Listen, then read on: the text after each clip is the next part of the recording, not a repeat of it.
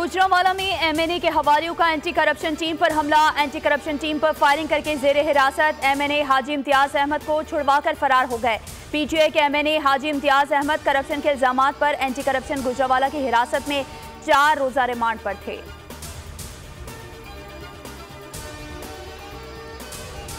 District court Hafizabad में तारीख पर आने वाले अफराद की गाड़ी पर नामालूम हमलावरों की फायरिंग से 3 अफराद जख्मी। तशवीशनाक हालत में ट्रॉमा सेंटर मुंतकिल कर दिया गया। डीपीओ फैसल गुलजार समेत पुलिस की भारी नफरी मौके पर पहुंच गई। मामले की तफ्तीश शुरू।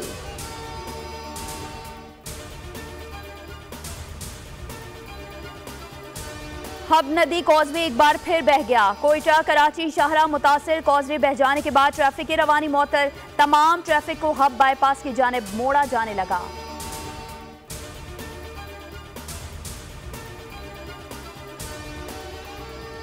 और कल्लात शहर और गिरदोनवाह में गरज चमक के साथ तूफानी बारिश। नशेबी इलाके ज़ेरे आब आ गए।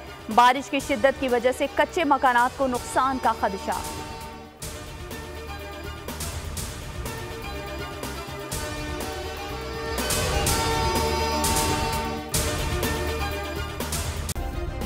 सब्सक्राइब करें और बेल दबाएं ताकि कोई खबर रह न जाए।